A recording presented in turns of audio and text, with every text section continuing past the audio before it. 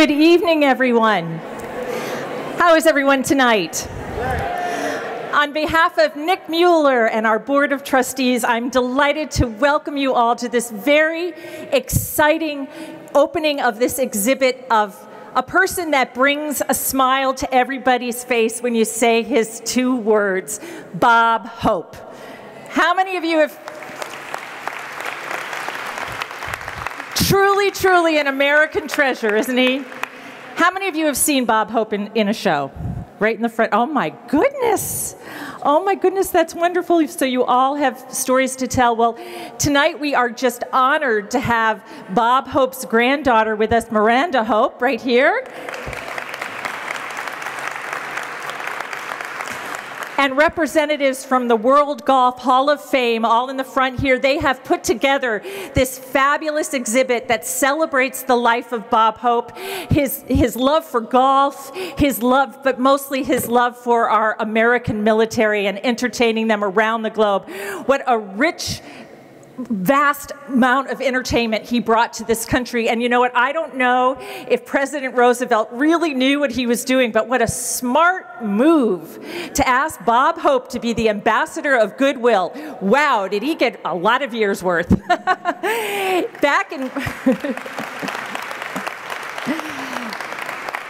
Back in World War I, there was a lot of different organizations bringing entertainment to our troops, and President Roosevelt really wanted to put everything under one umbrella. So he got 6 different organizations together and made up the USO, and like I said, he got Bob Hope to be the ambassador of goodwill. And you know, it's one thing to be a soldier in grease paint like Bob Hope was and did so beautifully, but to have the courage to go to the front lines and entertain our troops and be so selfless. He was just amazing. And I think of it now where he did actually like go to the Russell Islands, and it was very dangerous at the time in 1944 when he went, and they suggested that he did not do his show. But not only did he do his show, but one of the officers there said, hey Bob, we have 15,000 Marines about 20 minutes away from here that would love to see a show. And he goes, well, how do we get there? And he goes, well, we have Cubs. That's a one-person plane, the pilot and one other person. He goes, well, let me talk to Francis Langford and the rest of the crew, and they did go. 15,000, Bob Hope said when they were landing to see those 15,000 people, and later on he found out that 60% of them were gone, perished. And so that was a very special moment in Bob Hope's life, and he was very selfless, like I said, to go to such a place. But we have him here, and I am probably the most excited out of anybody that works here because I worked for the USO for 10 years. I worked for USO New York and then USO World Headquarters, and I have a little inkling how Bob Hope felt doing what he did because I did the same thing.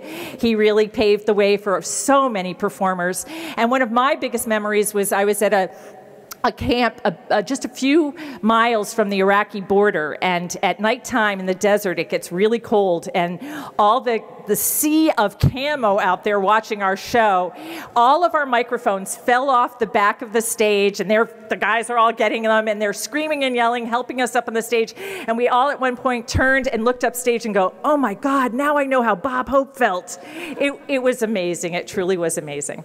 Well, I could go on forever, but I'm not going to. We're very fortunate today to have the COO of World Golf Hall of Fame with us. I'd love to present Mr. Jack Peters.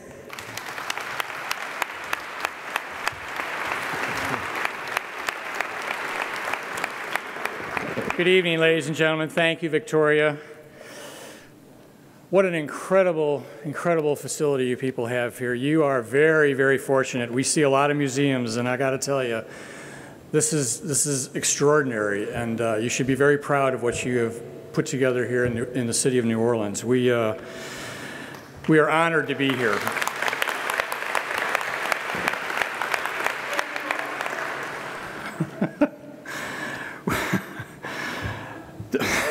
What was that back there?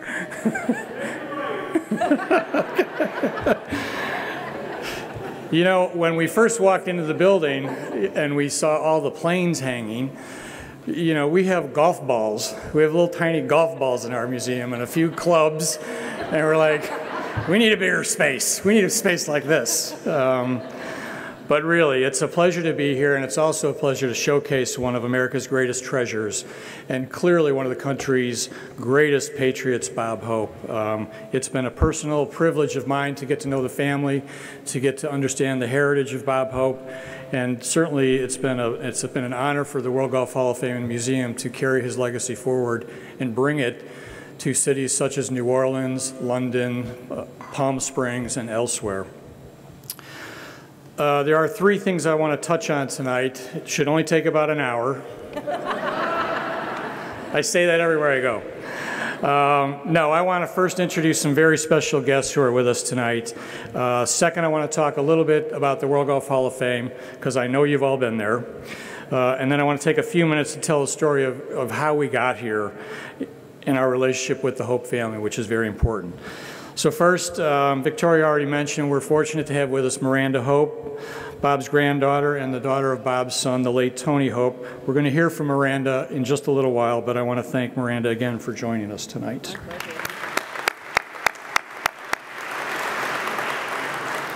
I also want to introduce a good friend, Mr. Tony Montalto. I'm going to ask him to stand.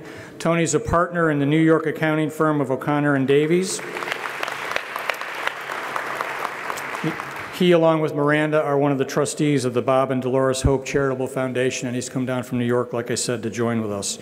None of this would have been possible without the generous support of the Bob and Dolores Hope Charitable Foundation, so we are indebted to Tony and all the trustees, and we did the work, but we couldn't have done it without them, so thank you for being here. Last but certainly not least, Team Hall of Fame. Victoria mentioned it. I get to do the speaking parts, but they actually do all the work. Angela Ivey, I'm going to make her stand. Our Director of Marketing is with us tonight. Brody Waters, our Director of Museum Operations, who oversaw the project. And our Director of Communications, Travis Hill. Because we can do a lot of work, but if nobody hears about it, nobody cares. It's pretty interesting how that works. So, second point, the World Golf Hall of Fame. Show of hands, how many have been there? That's not so many. Not so many. So, you know, I know you know this, but if you head over to I-10, you go about 8-9 hours east. Till you hit the water, you take a right. About 20 minutes, you're at our place. So, you can go over there. We're in the northeast corner of the state. We're just south of Jacksonville, Florida in St. Augustine, for those of you that have not been there. The World Golf Hall of Fame, and I'm not going to take too long on the Hall of Fame and the World Golf Village, but the Hall of Fame is the centerpiece of the development called World Golf Village. It's a resort destination. We have championship golf courses. We have hotels. Bill Murray has his Caddyshack restaurant on our site and supports it and shows up every so often. It's big fun when Bill comes to town. And you know, that guy in the back, I like you. I rarely get heckled in a museum. This is great. Anyway, we have all the amenities you would expect at a full-service resort. So go to our website. There are some press materials here. You can find out all about it. It's a beautiful facility. We talk about it up in the exhibit. There's some aerial pictures. It is really, it is very special to us, obviously, in the world of golf. But it's nice for us to get out into the world through this exhibit and others to tell people about who we are. So the Hall of Fame opened in May of 1998. It is an outgrowth of the original Pinehurst Hall of Fame. Some of you golfers out there may have known about the original Hall of Fame in Pinehurst. We are a 501c3, and our mission is simple. It's very simple, but it's very important. Our job is to preserve the history of the game of golf and the legacies of those who have made it great. So under that banner, we're able to recognize and celebrate the professional game, the amateur game, both men and women, as well as significant contributors who have made the game what it is today. And we do that on a worldwide basis. Our board of directors is very golf-centric, and it includes the chief executives of the sport's governing bodies, as well as the chief executives of the professional tours. I'm going to list them because you're familiar with a number of these names if you follow the game, but the board is comprised of Tim Fincham, who's the commissioner of the PGA Tour, Mike Davis, the executive director of the United States Golf Association, our friends from St. Andrews, Scotland, Peter Dawson, who's the chief executive of the R&A, Mike Wan, who's the commissioner of the LPGA, Pete Bavacqua, who is the chief executive of the PGA of America in West Palm Beach, Will Jones of the Masters Tournament and Augusta National Golf Club has a seat on the board, and finally George O'Grady, who is the chief executive of the European PGA Tour. I recite that list because it is truly a worldwide governance structure, and it puts us squarely in the middle of the game of golf, and we are very fortunate to have that kind of support. Now, as part of our vision for the Hall of Fame, it is to take the message of the Hall of Fame and all the inherent values of the game of golf and take them on the road, get them out of St. Augustine, beyond the walls of our own museum. Because we're pretty sure, based on the reaction tonight, not everybody's going to get to St. Augustine, Florida. So we'll come to you. So that brings me to the third point. How in the world do we find ourselves at the National World War II Museum in New Orleans opening a special exhibit on a cool August evening featuring Bob Hope? It's simple. Bob was inducted into the Hall of Fame in 1983 under the Lifetime Achievement category. Bob's been a card-carrying member of the Hall of Fame for a number of years. And so we have this ongoing program of exhibits where we build exhibits to feature members of the Hall of Fame. We've constructed exhibits that feature Arnold Palmer, Gary Player, Annika Sorenstam, Jack Nicklaus, among others. And about 5 years ago, we connected with Bob's daughter, Linda, and Tony to discuss an exhibition that would really tell the remarkable story of Linda's dad and one of his greatest passions, golf. So from those conversations, we opened an exhibit in St. Augustine called Bob Hope, Shanks for the Memory. And you'll read all about it upstairs if you haven't. It's good you're laughing, because one of the key drivers of the exhibit was you need to make people laugh. It needs to be fun. So we opened that, like I said, in 2008, which seems incredible, actually, that it's 2013 now. But the exhibit was so successful and it was so positively received, we decided to transform it into a major traveling exhibition, and that's what you see here tonight, Bob Hope, An American Treasure. We launched the exhibit in the fall of 2011 on the road, get this, at the Green Bay Packers Hall of Fame and Museum in Green Bay, Wisconsin. People ask us why. They paid. There you go. From there, it went to the Gerald R. Ford Presidential Museum in Grand Rapids.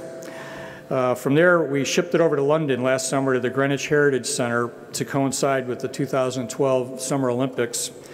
From there, it went back all the way back to the Palm Springs Air Museum in Palm Springs to coincide with the former Bob Hope Classic Golf Tournament, which is now the Humana Challenge. So we had a real strong run during Palm Springs. From there, it went on to Midland County Library in Texas, and from there, it's here. This is the exhibition's 6th stop. It is scheduled to be on the road for at least the next 3 years. And as you and your colleagues view the exhibit, if you have ideas of where it could go next or in the future, we would welcome those. We've talked to the staff here at the museum. There are a lot of venues that would love to have a little taste of Bob Hope for a period of time, so we would love to hear about that. Now, I know you'll all enjoy learning more about Bob's story as an immigrant coming to America, as an honored entertainer, a friend of many of the presidents, a devoted family man, and like most of us, a frustrated golfer, and of course, an inexhaustible champion of the men and women of the U.S. military. So to tell you a little bit more about that relationship and how truly motivated he was to make a difference for our servicemen and women, I'm going to ask Miranda to come up and talk. She's going to speak for a little bit about her time with Bob, and then we're going to set up a question and answer forum so you get a chance to ask some questions of Miranda or me, depending on what you want to talk about. So Miranda, we're honored that your family has allowed us to continue this tribute. I'm going to give up the microphone and say, it's all yours. Thank you.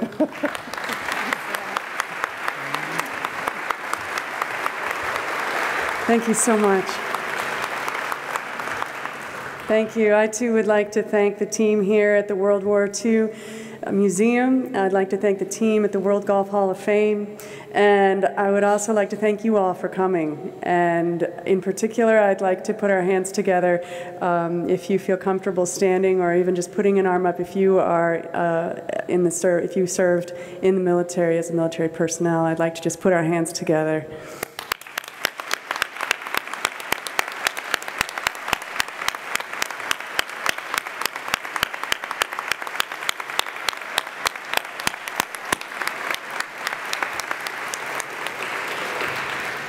Thank you so. That just always moves. It just moves me so much, and I'm truly grateful for your service. Thank you.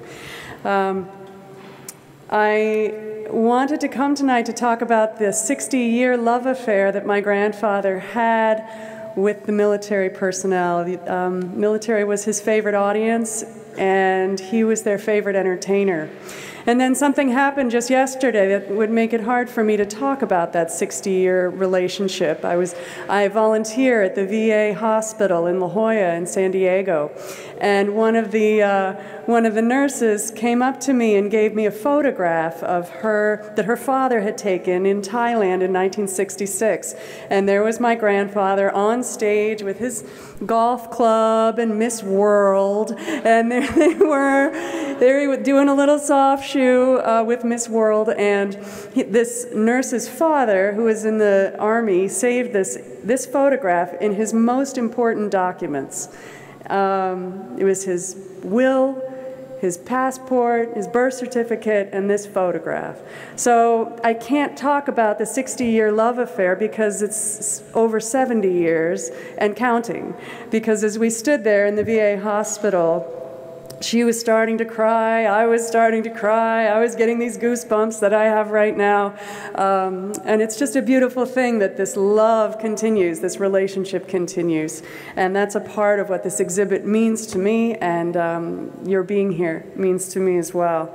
So I just wanted to share with you that I had the opportunity to travel with him to the Persian Gulf when he went there in 1987.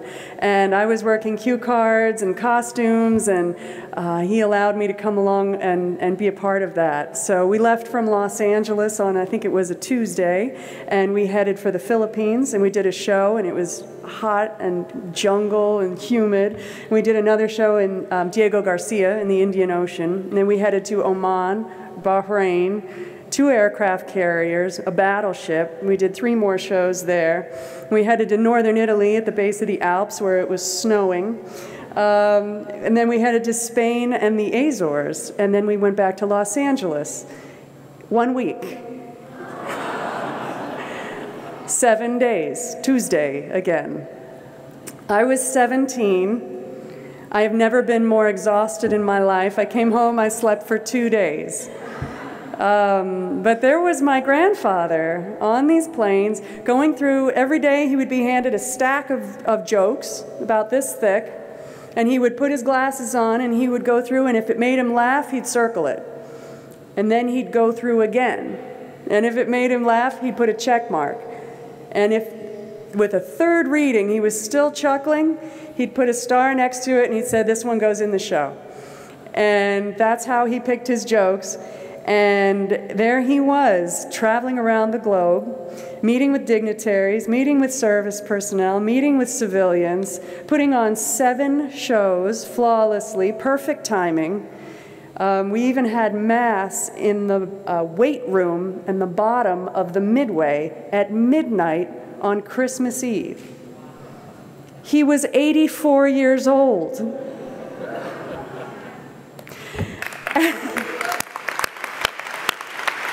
I mean, and that was not his last tour.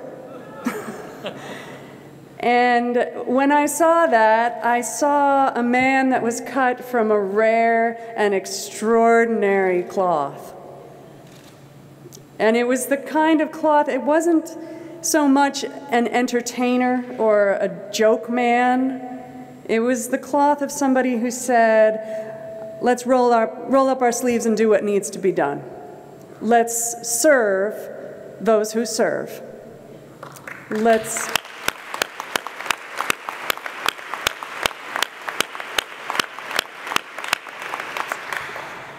And to me, also, it was getting to witness somebody who it wouldn't have even occurred to him to have the capacity to complain. And it was also watching a man who goes to the center of a crisis and begins to heal with the talents that he has, that God gave him. He took what he had and he showed up, and he brought home to people who were in a terrifying, frightening situation. And for me, that means that it was much deeper than just telling jokes. That put him in the ranks of humanitarian. And it's nothing but an honor to have that as a legacy in my family. And the other thing I got to experience on that trip, and you can experience it too in this beautiful exhibit that they have put together. And also, if you just go on YouTube, if you YouTube Bob Somewhere in the Pacific Hope, 1943, and then you YouTube Bob Persian Gulf Hope, 1987, you'll hear this deafening roar when he steps out on stage. And he knew that he was bringing home to these people. And he also knew that he was bringing a tradition to these people, because everywhere we went, as happened to me just yesterday, people needed to tell me, my uncle saw your grandfather in Vietnam. My father saw your grandfather in Germany. My mother was a nurse and she saw your grandfather in Korea. And there's this history, this legacy, and this tradition that is just beautiful. Again, I'm getting goosebumps. I just think it's one of the most profound things I've ever been blessed to experience. So I think that that's a huge part of his story, and they do capture it beautifully upstairs in this exhibit. And I think it was for that he left the comfort of his North Hollywood living room to fly into some of the darkest corners of the globe and bring the light and bring home to these needing hearts. And I wanted to tell you one other story, that as we were flying over these countries, I mean, around the world in a week, he took me aside and he said, you know, I'm a stonemason's son, an immigrant who didn't get to the 4th grade. Where else in this world that we are circling would I be able to have the life that I have? And so he never took his freedom for granted, and he dearly loved the men and women who sacrificed in order to defend it. And so I'd like to encourage you all to enjoy this museum and enjoy the exhibit upstairs and to share this story, because this is a love affair that's running on 7 decades now, and it's a love affair that should continue. Thank you very much.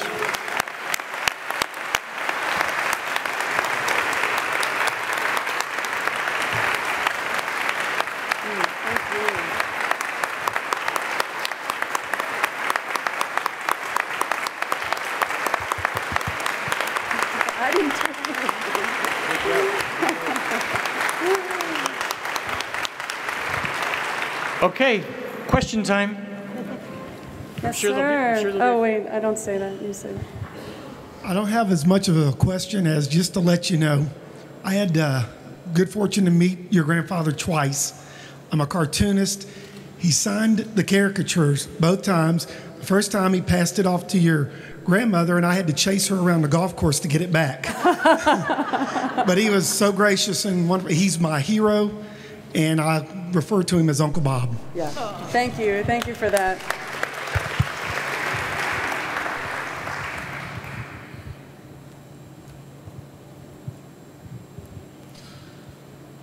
A two-part question. First, how did Bob develop his interest in the military and servicemen? And then the second one, do you see any possible successor to Bob coming along now? Well, those are good questions.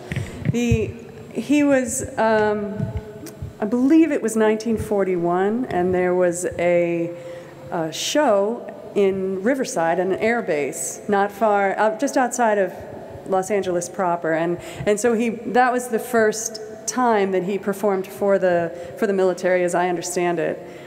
And I have the quote that he said. This was Marchfield, Riverside, California, 1941. He said that they were an audience so ready for laughter, it made what we did for a living feel like stealing money. And that's what he said. And then more soberly later, he said the reason for our overwhelming welcome from the troops all over the world was that we spelled, more than anything else, home. So I think going in, he thought, this is a great audience. And then the more he did it, the more he really felt that deepening that I was talking about before, that this is a humanitarian cause and not so much as just a pure entertainer. And as far as anybody coming up, I'm afraid I don't know. I mean, those are some big shoes. I don't know. I don't know. I'd love to see it. I would. Thank you for your questions. Do you recall when and where your grandfather made his first overseas trip? It wouldn't have been long after that, because that was from 1941, and Cambridge was it? Anchorage. Or it was Alaska. So Alaska, maybe not. That was overseas. Yeah, maybe not overseas. Maybe someone can help me with this one. I'm no, on my own. Yeah, I don't know. I'm sorry to say, but thank you for your question. Yes. I don't know how often Bob came to New Orleans, but I vividly remember his visit in 1984 at the World's Fair.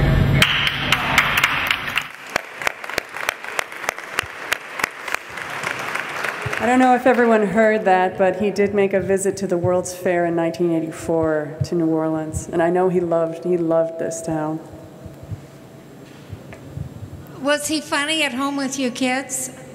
Was he what? Was he as funny at home when he was with you, grandchildren? I love this question because he was my grandfather and he loved to make us laugh, and he would do slapstick at the dinner table. I mean, I adored him, and he would definitely have me laughing so hard I would have to excuse myself from the table to go into the bathroom and like deal with the food that was threatening to come out of my mouth. But he was also, and I've heard this that there are other comedians that are this way as well. They're very serious. The life of a comedian can be very stressful because you have to be funny, you have to be on the cutting edge of comedy, and you cannot bomb. And so he was always paying attention to anything that was funny. So if someone said a joke at the table and people laughed, he would maybe put his fork down, look over, and say, "What was that?" And he would make the person repeat it. And then he would say, "Ooh, that's funny." And it sort of seems counterintuitive, but it makes sense when you know that's that kind of awareness, that kind of attention is what makes his career. And he was a great businessman as well. And so I wouldn't describe him as goofy at all. He was focused. Yeah. Yes. Did he ever talk about his experience as being King of Bacchus for Mardi Gras? King of Bacchus for Mardi Gras.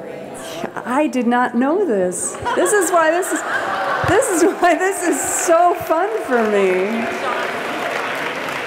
I wish he had. I wish he had. Yeah, we're going to list that up. Yes. Thank you. Can I just say, You know, we were hoping that the staff of the museum would help us with some of the local knowledge here.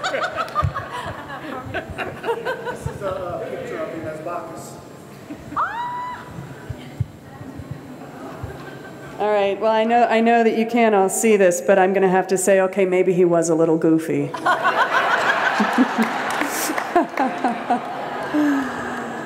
Yes? Yeah, I have a question. I did see your grandfather when he came to Tulane University. Actually, he talked at, I had front row seats. I was in Sophie Newcomb undergraduate, and my date boyfriend happened to be a Tulane Law School student. And so we had front row seats, and I thought that was wonderful. But I'd always known, because my father, being in the military, did the South Pacific, being a doctor. But the thing is that what I found very appalling recently, a friend of mine that I said, well, your daughter is going to become an undergraduate at LSU to get a bachelor's degree. And she said, do you think that she might like to go? And she said, I don't even think she knows who Bob Hope is. And I said, well, this is a generational thing. I said, it's something that our teachers need to be, and our families need to be communicating to the younger generation, because we have a whole new generation of people who do not understand who Bob Hope is and was. Yes, thank you for that. I agree, and thank you.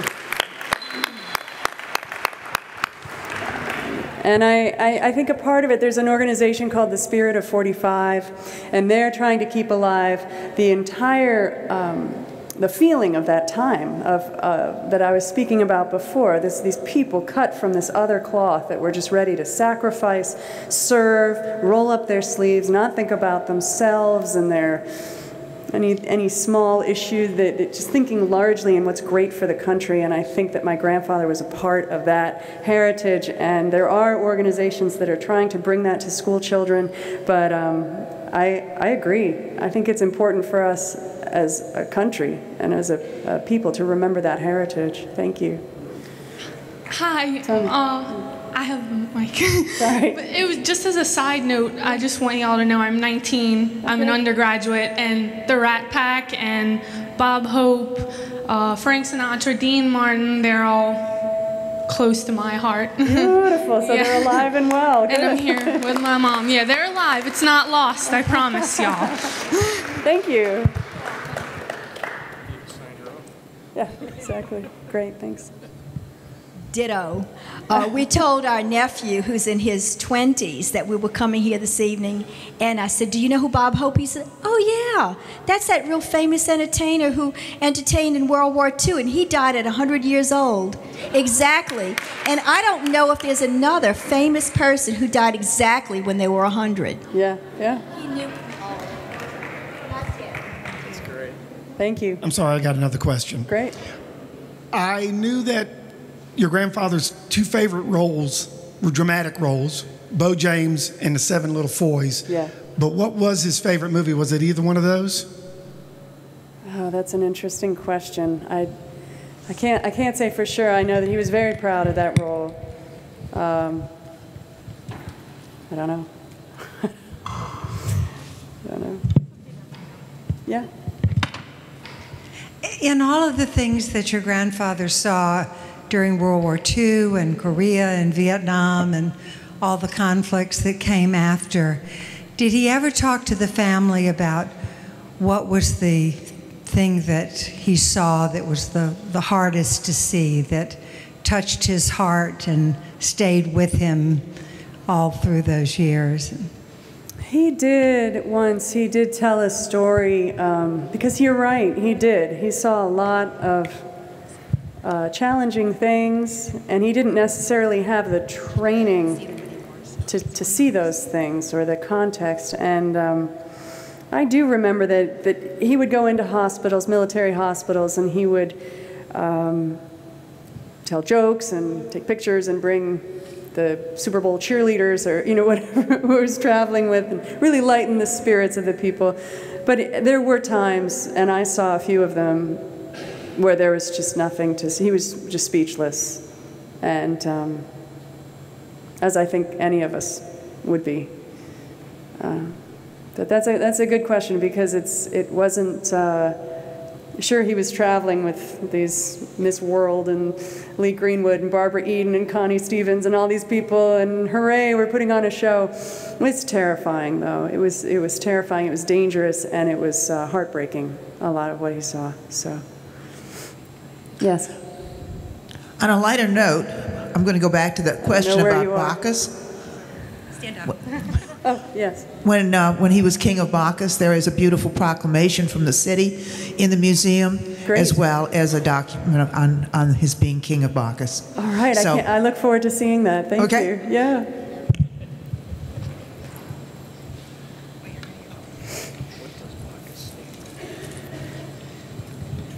I should coordinate this beforehand. Miranda, a comment. Thank you for a wonderful presentation. Oh, you're welcome. And then a question, a personal comment. Your grandfather and Bing Crosby's movies, I could watch them ad nauseum and still laugh. They were wonderful. Were your grandfather and Bing friends off screen, and did they play golf together? So They were, and they did. Absolutely, yeah. Thank you. Thank you. We have one over here. While she's walking, I wanted to tell you another story that I was just telling someone else, that in the early days when he moved to California, he was looking for writers, and everybody wanted to write for him. And so he said, okay, if you want to write for me, I want you to take your joke and tie it to a rock and throw it over the wall at my house.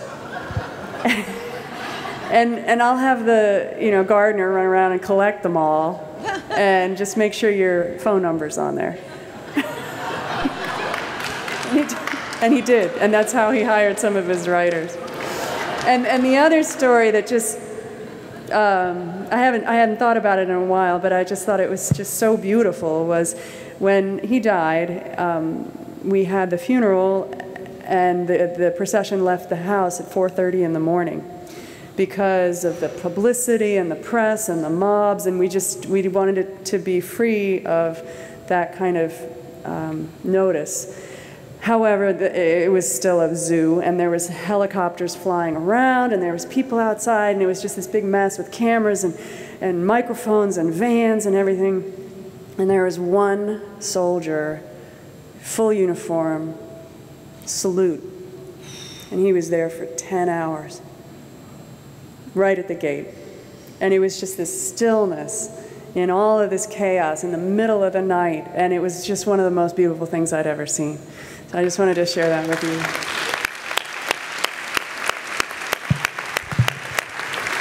Yes, ma'am. We're so happy to have you. My name is Peggy, and perhaps you can't even recognize me, but you do recognize Bob Hope. Oh, look at how beautiful that is. Let me hold that up, Peggy. This was 49 years ago. I was 19 years old. Just beautiful.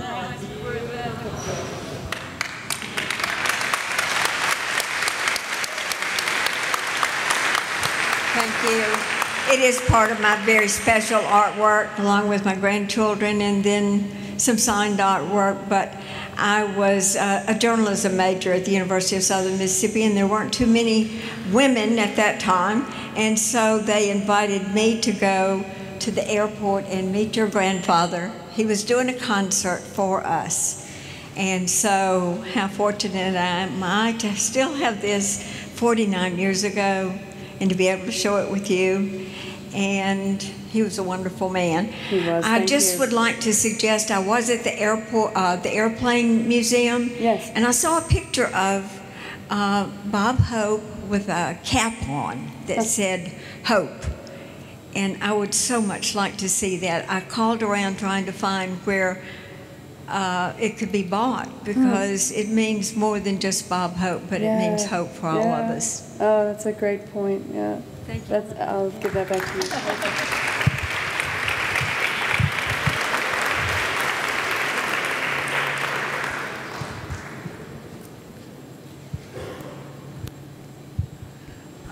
Do you have any public broadcasting connections so that maybe sometime they would broadcast some of Bob Hope's performances to the troops on public radio, on public television, so the kids could really get to know Bob Hope then. I think that's a great idea, and we do, and we are looking for more and more ways to bring his talent and his legacy to a younger generation. And he has a question. Yes.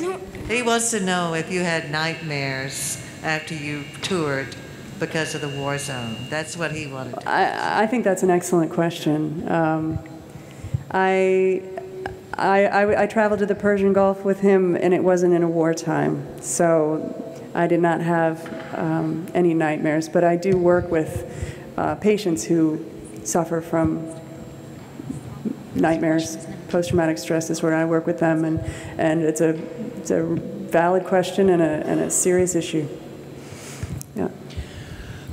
I was curious if you mentioned you had made a trip with your grandfather. Yes. Were your the generation above you, did any of those individuals make trips, and were other of your siblings or cousins on the road, so to speak, with Mr. Hope?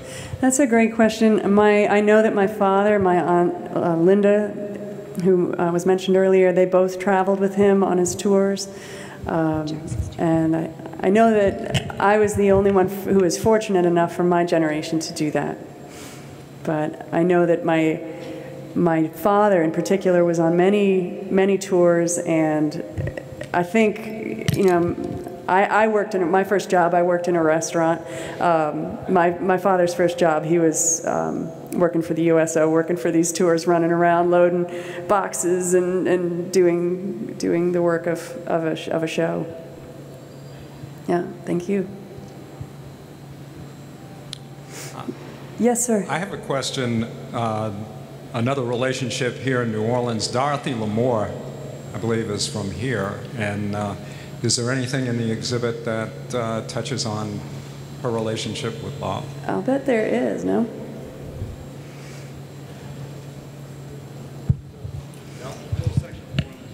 Yeah.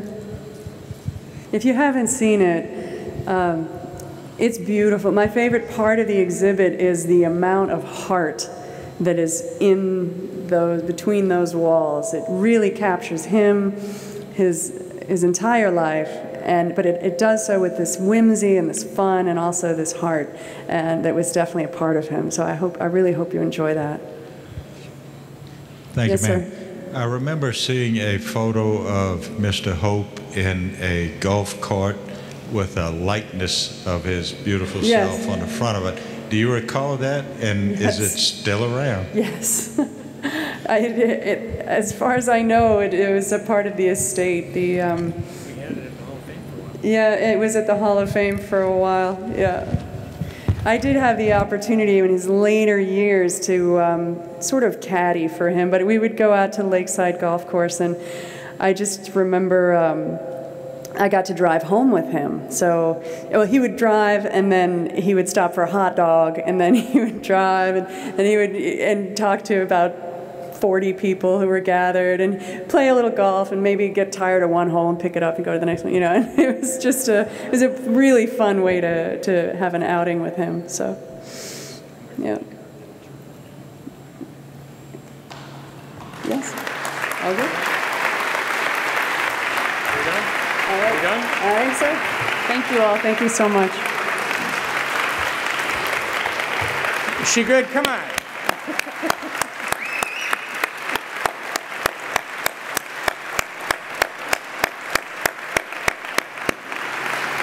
Miranda, thank you very much for making the trip. And again, I want to thank the staff of the World War II Museum for their kind hospitality. The exhibit will be here through the end of October. Unless for some reason you want a special extension, you know where to find me. The exhibit's open. I'm going to turn it back over to Victoria to close the program. But again, thank you on behalf of all the members of the World Golf Hall of Fame and our constituents. Enjoy the exhibit. And here's to Bob Hope. Thank you, Jack. Thank you, Miranda. We also would like to give a big shout out and thank you to the Shell Company for being such a great supporter of this exhibit. And we hope you all have a wonderful time going up to see it. If you do not yet have this program, our museum has put a great program together of things happening along with this exhibit. There's dinners with curators. We have a wonderful Bob Hope show opening in the Stage Door Canteen on September 20th. We hope you take part in all of those wonderful things. And in the Bob Hope tradition, I leave you with this. Thanks for the memory. Since 1942, with the USO you flew, and with a joke you gave us hope from here to Timbuktu. Awfully glad we met you. We proudly salute you and thank you. We thank you. Yes, thank you. Thank you so much. God bless.